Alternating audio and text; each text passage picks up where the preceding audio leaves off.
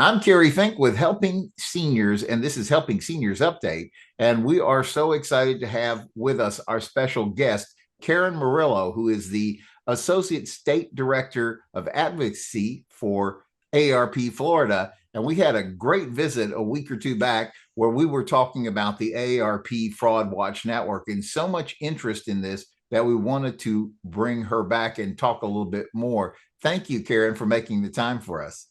Thank you. I'm so happy to be back. Yeah, part of the reason that I asked if we could have some time with you to talk about this is you guys are really at the forefront of trying to keep seniors safe from these scams. And of course, locally, this is what Helping Seniors has partnered with AARP Florida to do is we do this network program called Scam Jam, which is a 4-hour intensive workshop where we're pulling together literally 50 or 70 people or whatever the room will hold. And each time we've done these have become standing room only. So you have to RSVP now for our next one. If you're interested in that, they're free, but it's 10 a.m. to 2 p.m., lunch included, all kinds of great information that is designed to arm you to be safe from scammers. Our next one is May 15th, 10 a.m. to 2 p.m. That's a Friday afternoon, and we're taking place at the Brennity at Melbourne, which is a lovely upscale assisted living facility right there in Viera. And you can, there's a link there on the screen. You can go directly and visit us and RSVP there. Some people like to do this by phone. That's absolutely fine. Just please call us at 321 473 7770. Last year we did this. We had literally 50 seats and we had 74 RSVPs. So we want to make sure you have a place to join us because everyone who attends and completes the program receives a scam jammer certificate, and that deputizes you, if you will, to to do everything you can to keep yourself safe from these scams, but also those around you. And so I thought, Karen, it would be great if you don't mind just a quick recap of what we did, what we talked about in that first episode, AARP Fraud Watch Network, and this time we're going to transition into talking about the importance of reporting fraud. So, Karen. Absolutely. Thank you, Carrie. And I think it's a great way to start talking about this scam jam. And because last week's episode was about fraud education and the value and importance of that, right? We also talked about the strategy of that pause, reflect, protect. If you get a call that you think might be a scam, so that you can kind of think through, okay, how do I not participate in this? What can I do to proactively protect myself and my family? We talked about AARP's extensive free fraud watch network and all of our amazing resources through that. So, pivoting over to the reporting piece, I really wanted to spend some time talking to you about the importance of reporting as well as how it informs our advocacy, because we do a lot of fraud prevention advocacy, all kinds of advocacy through AARP. So, if you want, we can jump into fraud reporting. Yeah, let's go for that. Perfect. So fraud reporting, we know that the numbers are underreported, right? We know that reporting is happening, that people are reporting. The Federal Trade Commission said in 2024 that the numbers of reported fraud losses was over $12.8 billion. Now, nationally, that was in 2024. Every year we're seeing it go up. But they said, based off of what we believe is actually happening and what is being underreported, how many people aren't reporting fraud, we think that number is probably closer to 196 billion. That's a pretty big jump.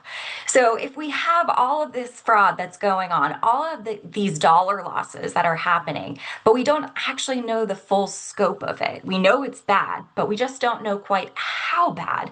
And that makes it really difficult to address this problem and to showcase why we need to do more at the federal level, the state level, and the local level to really combat this problem.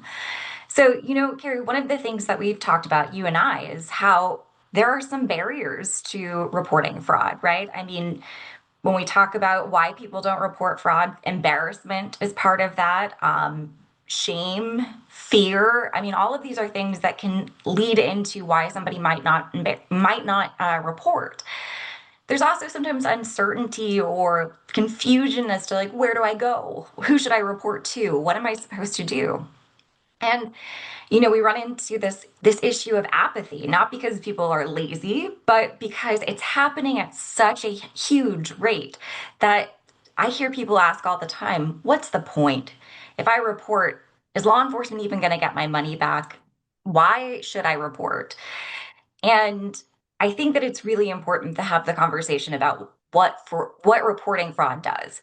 Yeah. I mean, when we talk about reporting fraud to law enforcement and to the authorities, it's there is a chance of recovery, right? There is that chance of intervention, of taking some steps to get money back. And the earlier you report, the better your chances are of getting money back. But even if you haven't lost any money, or even if recovery is not an option, by reporting fraud, you're helping law enforcement and the enforcement agencies and authorities take steps to stop and prosecute these criminals, to stop and prevent future fraud victimization. If it's a fraud website that you were targeted on, they can take steps to take that website down. If it's a specific number that's been calling, they can take steps to make sure that number is blocked. They can do all kinds of things, but they have to know what's happening in order to take those steps. And it's also important to note that, going through a fraud scenario and being a victim of fraud, I mean, it's extremely emotionally and mentally taxing on folks. And sharing your story, whether it's with experts, such as with the Fraud Watch Network helpline and seeking resources, or sharing your story with family members, it can bring a huge amount of relief and get the support that you need, having gone through that victimization. One thing I'll note, Kerry, that we've seen way too many times is that fraudsters, once they have victimized somebody, once they've gotten the money, they come back and will re-victimize them. Oh, yeah. They might do that by posing as like the FBI, or hey, we work with crypto asset recovery and we're going to help you, but you need to pay a fee or you need to give us information. And so talking through the first fraud scenario will help prevent you from being re-victimized as well. So it's really important to report, it's important to talk about this. And the other piece that I really want to hit on, because so much of what AARP does, we advocate for policies that are going to protect and serve older adults, older Americans. And reporting fraud helps us really analyze the scope and impact of fraud and encourage lawmakers to enact policies that are going to protect Americans from fraud, as well as help them after the fact with recovering after a scam. One of the things that I wanted to mention is when we do our scam jams, Karen, we often invite somebody who's in the home care industry to come in and speak, because all too often they're aware of stories where somebody went down to, I don't know, I'm just, as by way of example, a local library plucked a business card off the bulletin board there that says, I'll watch Granny. And so they call with, assume it's a legitimate thing. The person comes in, maybe takes care of Granny, but also takes care of Granny's stuff.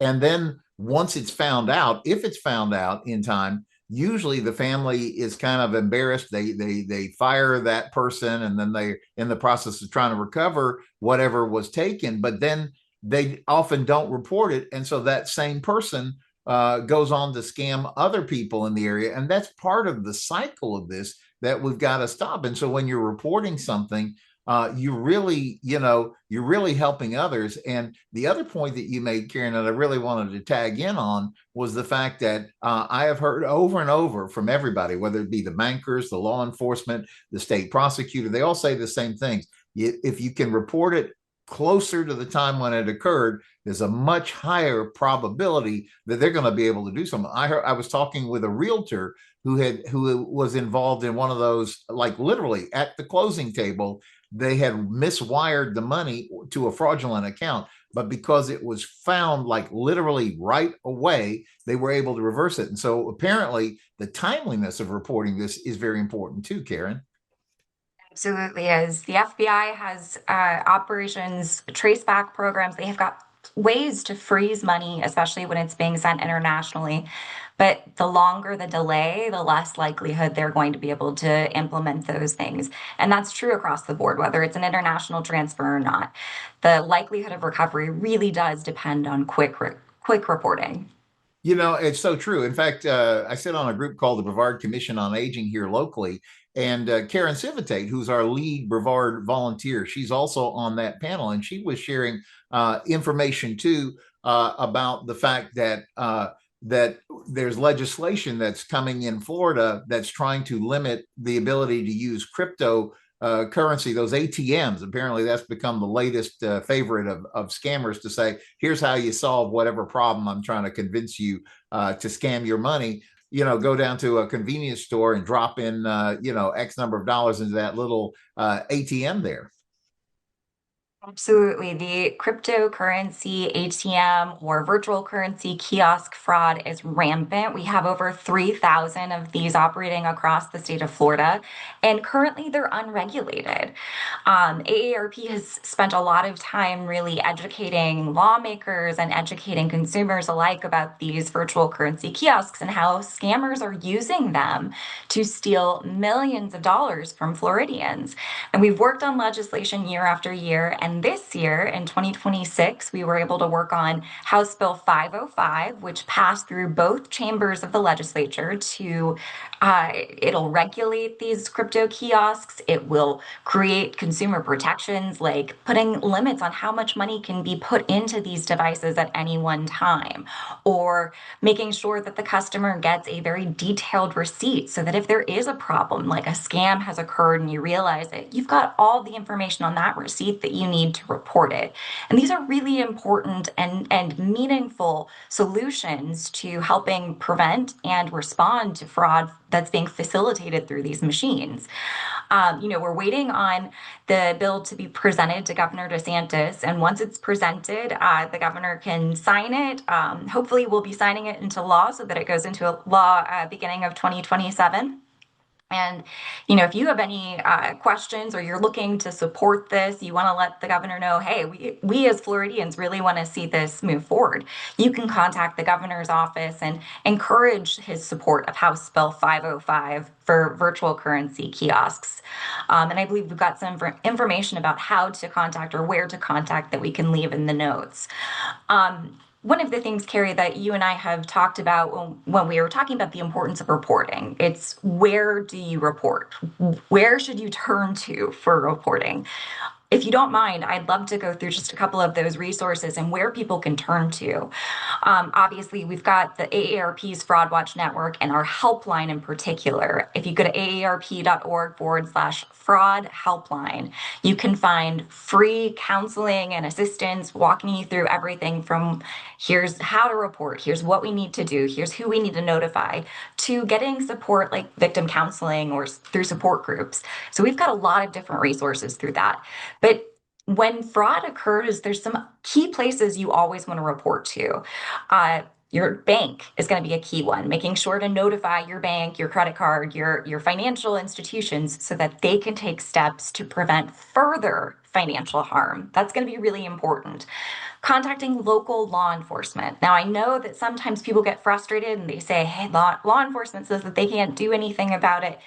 Taking that step and reporting it is the first step. When we talk about those steps that can be taken to, for example, return money, that is going to have to start with local law enforcement getting involved.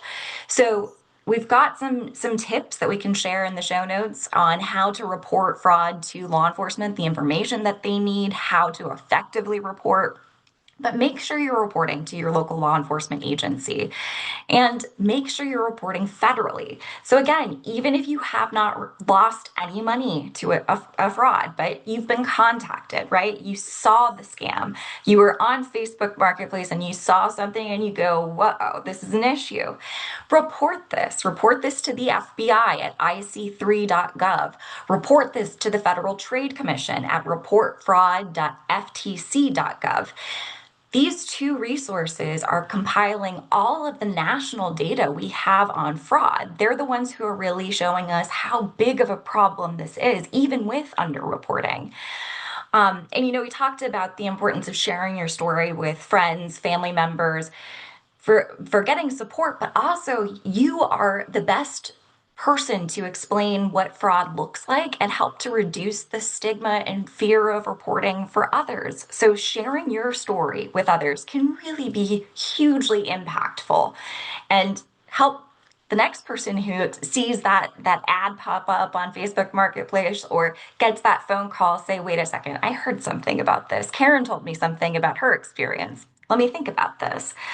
And when we're talking about the advocacy piece, letting lawmakers know as well. That's another piece that really helps us to drive home why policies focused on helping everyday Floridians or Americans prevent and respond to fraud is so, so critical.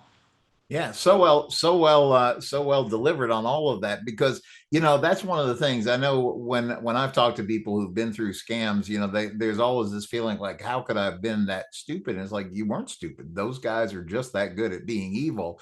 And so what you've got to do is share the story because you're not an unintelligent person. You were flim flammed by somebody who was exceptionally good at what they do, and they figured out and honed their technique. And that's why we got to stop them in their tracks. So that's what Karen, Scam Jam is really designed to do, is the education portion, because as we were talking about even before we hit the podcast, we said, this is why this point that you bring up through AARP, this pause and reflect and protect, because the whole scheme is to try to get you to react emotionally without putting some thought behind it. And if you can slow yourself down and start to use your own logic and start to think through, is this really what it appears to be?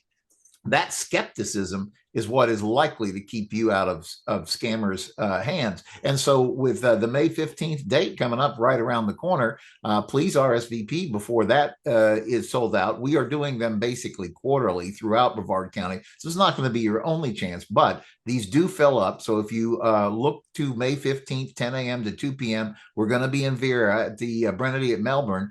Please RSVP today. There's a link right here on the screen, or you can certainly call our Helping Seniors info line, which is 321-473-7770, and we'll get you signed up. And Karen, I hope you'll return and we can really dig further into the whole concept of fraud advocacy, because I want people to really learn how much AARP is on their side and trying to look under every rock, find every resource, and find every way to stop scammers in their tracks. Oh, appreciate it. It would be my pleasure, Kerry. I thank you for giving me this opportunity, and I thank the people of Brevard for listening to this because it's so critical that we share all of the resources and tips that we can. Excellently said. All right. Well, thank you. And thank you, viewer, for tuning in to Helping Seniors Updates. We'll see you on the next edition. Have a great week until then.